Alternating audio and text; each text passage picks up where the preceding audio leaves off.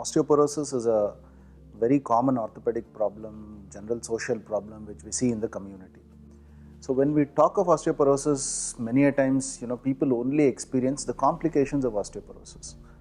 We call these osteoporosis as iceberg diseases because a vast majority of the problems of osteoporosis is in the community which doesn't get diagnosed. So bones become weak, which can lead to fractures later on in life. Now let's talk briefly about bone. What is a bone? It is a live tissue. There's a lot of building up of bones and breaking down happens. When we are young, more building up happens, so we attain a peak bone mass. You can think of it as like your bank. If you put in more at a younger age by exercising, you have more to borrow later on in life, and you can avoid weak bones and fractures. Common fractures of osteoporosis are at the wrist, we call it as distal radius, in the spine, the vertebral fractures, and the hip joint fractures. So, as somebody who operates on these very frequently, I am very scared or disappointed when we see these fractures because these problems can be preventable. A large number of these can be preventable, and once the fracture happens, it's difficult to treat because a healthy bone should be hard. It should have tensile strength so that it takes the stress of our routine activities. Whereas when we operate on osteoporotic bones, we have seen that it literally breaks like one of our either crackjack or a Parle-G biscuit. There is absolutely no strength in that bone, and on such fractures we are expected to fix them and try to allow the bones to heal. Now, osteoporosis ranks among the top 4 or 5 serious problems according to World Health Organization, where it can cause major healthcare expenditure in the community. So, when we talk of prevention of osteoporosis, it has to start early. Many a times, osteoporosis causes issues, it doesn't cause any symptoms vis-a-vis where the complications happens in the elderly, whereas the whole process of osteoporosis starts at the younger age group.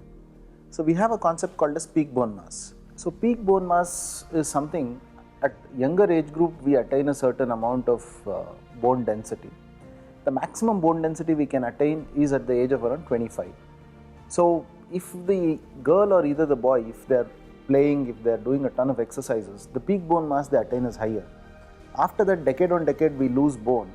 Irrespective of loss of bone, if the peak bone mass the girl kid attains is higher, the girl kid will not go into osteoporosis in her menopause. So if there's one message which I want to give, if parents have a boy and a girl at home, my suggestion is let the girl kid do all the playing and all the running, jumping and things, whereas the household chores can be done by the boy. So what are the risk factors? Who will get osteoporosis? The things which we cannot change are the gender and the older age. Early menopause can also lead to osteoporosis if you have a family history of fractures or if you have a small frame. Now, certain common sense advices to the community.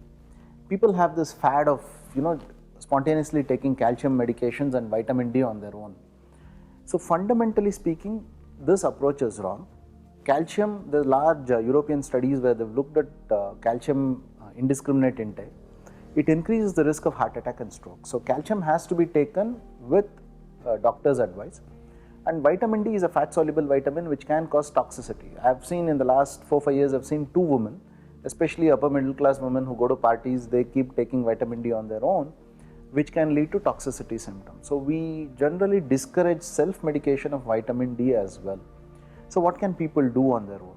Now there are things which we can change, which are, we can choose not to be sedentary, more physical activity, not having more screen time. We can avoid smoking in teenage, in late teens. I know some kids pick up this habit of smoking and drinking alcohol. Both of them weaken the bone. Now let's talk about some good habits. Definitely good nutrition, which consists of proteins, calcium, good sources of protein being legumes, pulses, nuts, seeds. Calcium, we all know, milk, curd, buttermilk, dairy products, dark green leafy vegetables, salmon and sardine. And let's not forget about vitamin D. We get ample vitamin D free in the sun. So go out there and get some sun. Vitamin D helps the body to absorb calcium, which makes our bones and muscles strong. Irrespective of the age group, simple walking. Younger kids, impact sports like jumping and football, hockey, all of those things will help. Vis-a-vis in the elderly, walking is the best form of exercises. So the message we want to convey to the community is, if you're diagnosed with osteoporosis, the cat is out of the bag. The idea is to prevent it.